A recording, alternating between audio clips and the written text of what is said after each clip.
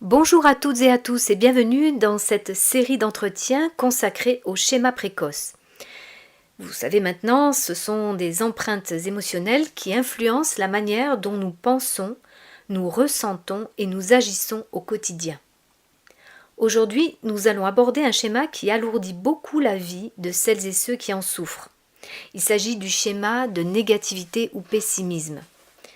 C'est un schéma qui pousse à anticiper les problèmes, à redouter toujours le pire, à faire des scénarios catastrophes et à rester focalisé sur ce qui pourrait mal tourner, même quand finalement tout va bien.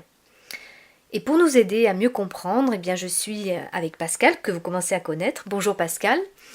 Pour commencer, pourriez-vous rappeler ce qu'est un schéma, puis nous expliquer en quoi consiste ce schéma de négativité en particulier? Bonjour Frédéric, bonjour à toutes et à tous. Oui, avec plaisir. Donc un schéma, c'est une empreinte psychologique qui se construit dans l'enfance et qui agit comme une sorte de filtre. Cette empreinte influence notre manière de percevoir le monde, nous-mêmes et les autres. En ce qui concerne le schéma de négativité-pessimisme, il se caractérise par une tendance à voir principalement les aspects négatifs de la vie. En l'occurrence, les dangers, les risques, les problèmes. La personne vit ainsi avec une sorte d'alarme intérieure permanente où elle s'attend à ce que quelque chose de mauvais arrive, ce qui alimente forcément son inquiétude et son anxiété. Donc Pascal, ce schéma, c'est comme un filtre qui fait qu'on s'attend toujours au pire, même quand tout semble bien aller. Donc très bien, vous venez de dire que ce schéma fait voir surtout les dangers et les problèmes, le scénario catastrophe, comme si une alarme intérieure restait constamment activée. Mais concrètement, comment ça se manifeste dans la vie quotidienne? Alors ce schéma se traduit par une focalisation sur le négatif et une difficulté à profiter des moments positifs. On retrouve des inquiétudes chroniques où la personne se fait du souci pratiquement en permanence, même sans raison objective, la tendance à anticiper les catastrophes, car elle imagine les pires scénarios possibles et s'y prépare même mentalement.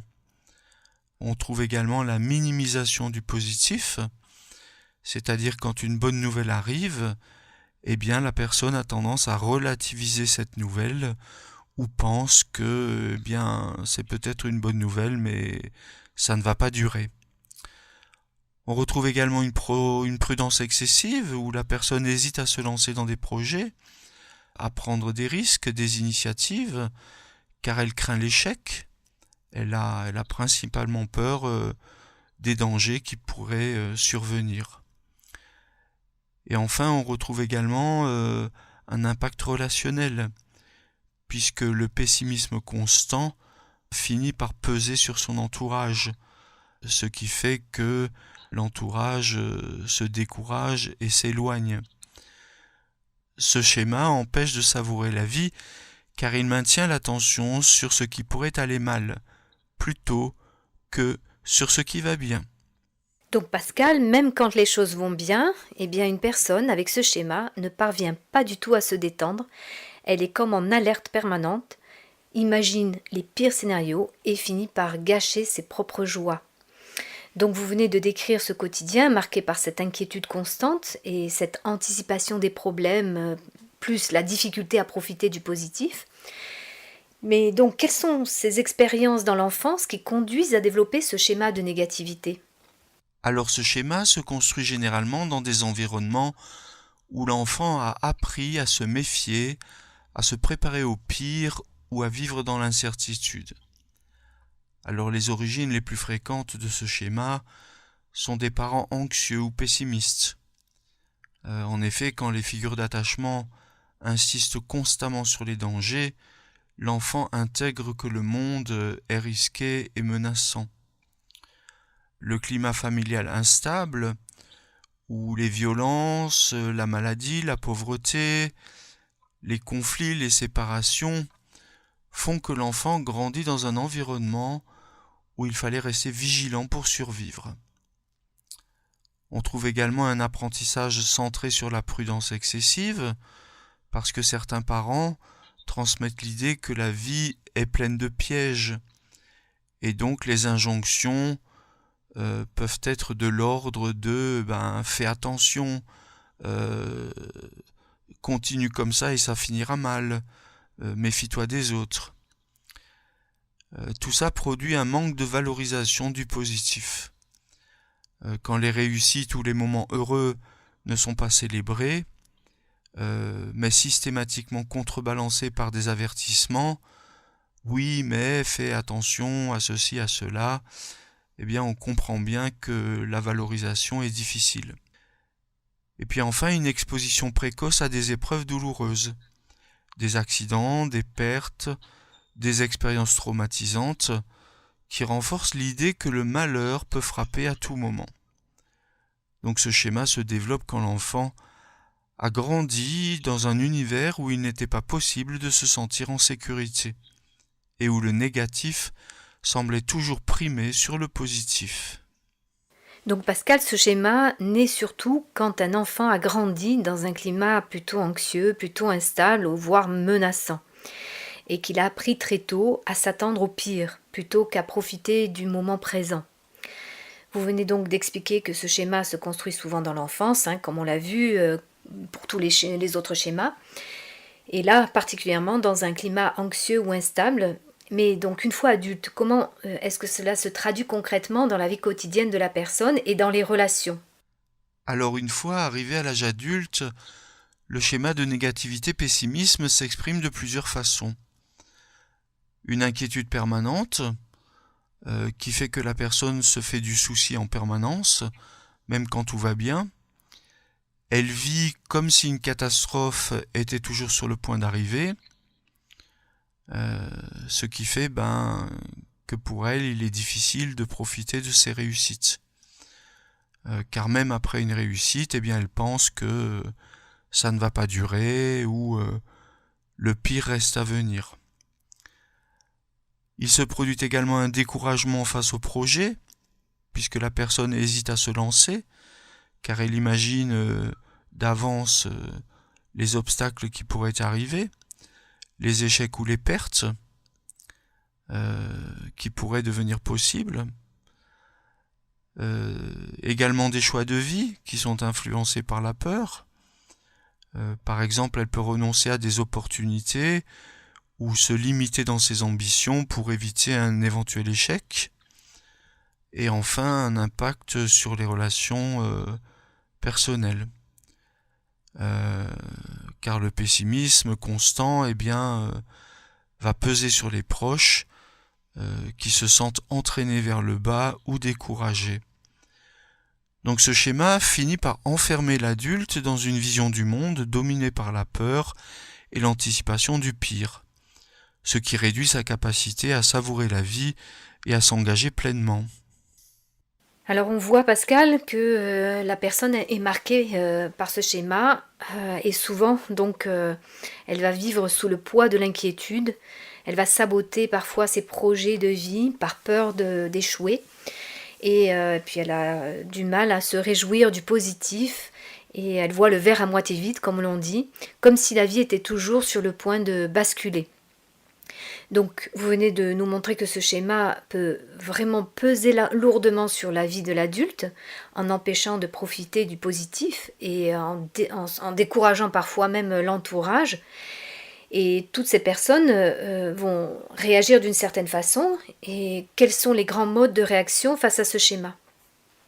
Alors les modes de réaction, comme pour les autres schémas que nous avons déjà étudiés, ces modes que nos auditeurs commencent à connaître, qui sont la capitulation, l'évitement, la compensation ou surcompensation,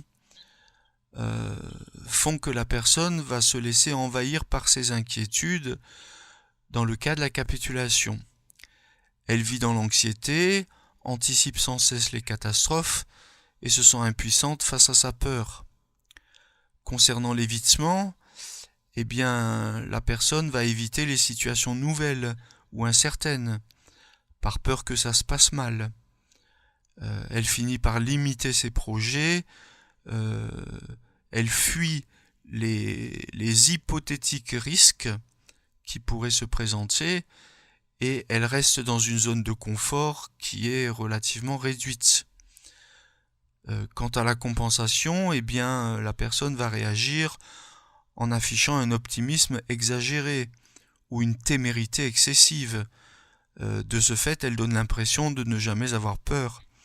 Mais en réalité, cette attitude masque une angoisse profonde. Donc on voit que la personne se laisse envahir par la peur, qu'elle évite les risques, et que finalement tous ces modes de réaction sont toujours à la racine même du schéma, qui est celle de la conviction que le monde est dangereux et que le malheur est toujours imminent. Alors on voit que certains s'enlisent dans l'angoisse avec ce schéma, d'autres réduisent leur vie pour ne pas se mettre en danger, ou d'autres encore vont avoir tendance à surjouer ou à jouer les téméraires. Donc derrière ces réactions différentes, on voit qu'il y a toujours cette même peur, bien que le pire peut arriver. Donc avec ce schéma, on voit que ça peut amener soit à vivre dans l'angoisse permanente, soit à éviter toute prise de risque, soit à surjouer cette insouciance. Mais je pense qu'il existe des moyens de changer. Quelles sont les clés, Pascal, pour se libérer de ce schéma et vivre beaucoup plus sereinement ? Alors oui, Frédéric, la sortie de ce schéma est tout à fait possible et repose sur l'idée qu'il faut commencer à apaiser son système d'alarme intérieur, d'apprendre à équilibrer son regard vis-à-vis des situations. Alors comme piste, nous pouvons proposer tout d'abord la prise de conscience du filtre négatif qui se trouve en permanence dans l'inconscience quelque part de la personne. Prendre conscience du filtre pour identifier les situations où l'on a tendance à grossir les dangers et minimiser le positif. Ensuite, il faut apprendre à rééquilibrer la pensée, s'entraîner à se demander quel est le scénario le plus probable ou qu'est-ce qui pourrait bien se passer si je fais ceci ou cela. Ensuite, il s'agit de célébrer les moments positifs, apprendre à savourer ses réussites, même si elles sont petites, au lieu de les balayer par la peur du futur. Apprendre à prendre des risques mesurés, c'est-à-dire se confronter progressivement à de nouvelles expériences pour constater que tout ne finit pas toujours par des catastrophes, ce qui demande à apprendre à gérer le stress, ce stress qui peut être géré par des pratiques de relaxation, de méditation, de respiration, mais également d'activité physique. Tous ces éléments, toutes ces façons de procéder permettent progressivement de calmer l'anxiété. Et enfin, si vraiment on n'arrive pas à s'en sortir, il y a toujours la solution thérapeutique qui consiste à revenir sur les expériences d'enfance, celles qui ont renforcé ce climat de peur et qui permettent progressivement de développer à l'intérieur de soi un adulte sain qui va remplacer l'enfant terrorisé par la peur. Enfin voilà un chemin qui permet de relativiser, de prendre du recul et de se dire que tout ne va pas finir en catastrophe. Donc apprendre à sortir de ce schéma, c'est se dire que le monde n'est pas seulement ou pas forcément menaçant, qu'il contient aussi de la sécurité et des opportunités à vivre la paix et la joie. Alors si je comprends bien Pascal, l'essentiel par rapport à ce schéma, c'est d'apprendre à calmer son alarme intérieure et avoir aussi le verre à moitié plein, le positif et aussi le probable. Relativiser, c'est-à-dire à s'autoriser aussi à vivre pleinement au lieu de toujours attendre la catastrophe. Donc merci pour toutes ces explications Et avant de terminer, j'aimerais poser cette question. Quel est ce message essentiel que vous aimeriez transmettre aux personnes qui pourraient se reconnaître dans ce schéma de négativité? Alors pour les personnes qui pourraient se reconnaître dans un tel schéma, eh bien on peut leur dire que être prudent, anticiper les risques, c'est généralement une qualité. Mais lorsqu'être prudent et anticiper les risques devient prépondérant, eh bien cela finit par écraser le reste de la vie. Le monde n'est pas seulement rempli de dangers, il contient aussi de la beauté, de la sécurité, des opportunités. Donc il est possible d'apprendre à équilibrer son regard, à savourer les moments heureux et à se donner la permission de vivre pleinement. Le bonheur ne vient pas de l'absence totale de risque, mais de la capacité à avancer malgré l'incertitude. Finalement, Pascal, ce schéma nous fait croire que nous devons toujours nous préparer au pire. Mais en réalité, la vraie force, c'est d'apprendre à voir aussi le positif et à goûter la vie, même avec ses incertitudes, apprendre à rééquilibrer notre vision de la vie. Merci beaucoup pour ce message d'espoir et merci à tous nos auditeurs de nous suivre et à très bientôt pour un nouveau schéma. Merci Frédéric, merci à nos auditeurs et à bientôt pour un nouveau schéma.